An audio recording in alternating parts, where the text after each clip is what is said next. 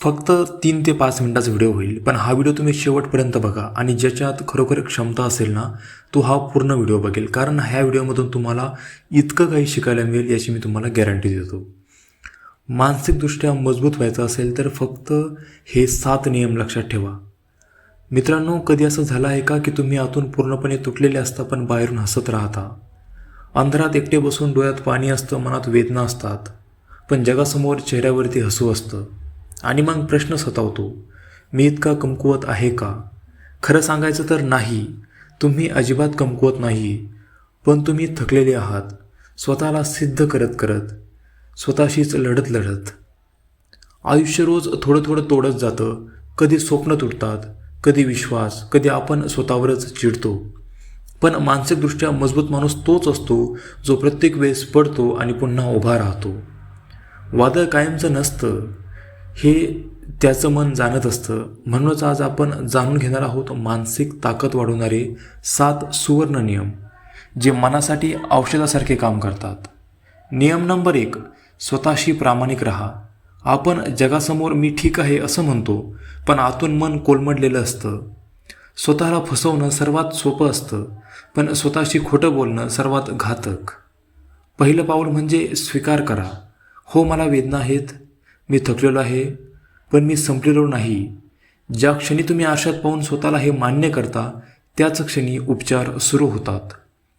प्रामाणिकपणा म्हणजे कमजोरी नाही, तीच खरी मानसिक ताकद आहे. भूतकाळात अडकू नका. काल जे घडलं ते बदलणार नाही.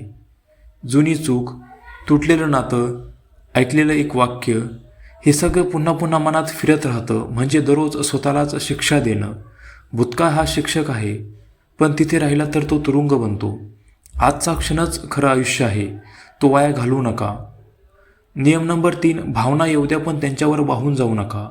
राग, दुःख, अपमान हे सगळं मानवी आहे, पण भावना जर नियंत्रणात असतील तर त्या शक्ती बनतात, नाहीतर त्या तुमचंच नुकसान करतात. भावना म्हणजे ढग, ते येतात आणि जातात. आकाश ढग होत नाही, ते कायम विशाल राहतं. तसंच तुम्ही राहा, शांत, जागरूक आणि स्थिर. नियम नंबर 4, लोक काय म्हणतील हे सोडून द्या. तुम्ही काहीही केलं तरी लोक बोलणारच आहेत.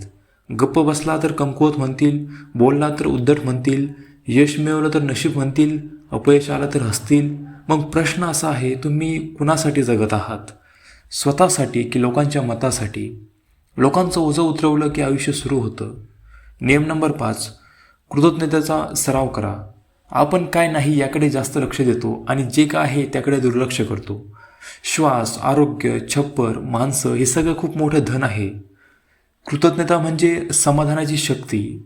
ती तक्रारी संपवते आणि शांतता देते. दररोज थोडं थांबून धन्यवाद म्हणा, मन आपोआप मजबूत होईल. एकटेपणाशी मैत्री करा. एकटेपणा म्हणजे शिक्षा नाही, तो स्वतःला ओळखण्याची संधी आहे. गोंगाट थांबला की मनाचा खरा आवाज ऐकू येतो. स्वतःसोबत वेळ घालवा, चहा प्या, संगीत ऐका, विचार करा. एकटेपणा शत्रू नाही, तो तुमचा गुरु आहे. नियम नंबर 7, प्रत्येक संकटात अर्थ शोधा. संकट शिक्षा नसतात, ती प्रशिक्षणं असतात. नातं तुटलं, तुम्ही स्वतःला ओळखलत. नोकरी गेली, तुमचा खरा मार्ग दिसला. प्रश्न हे माझ्यासोबत का घडलं इतकाच नसावा, तर यातून मी काय शिकलो हा असावा. ज्या माणसाला दुःखातही अर्थ सापडतो, तो कुठल्याही परिस्थितीत तग धरू शकतो.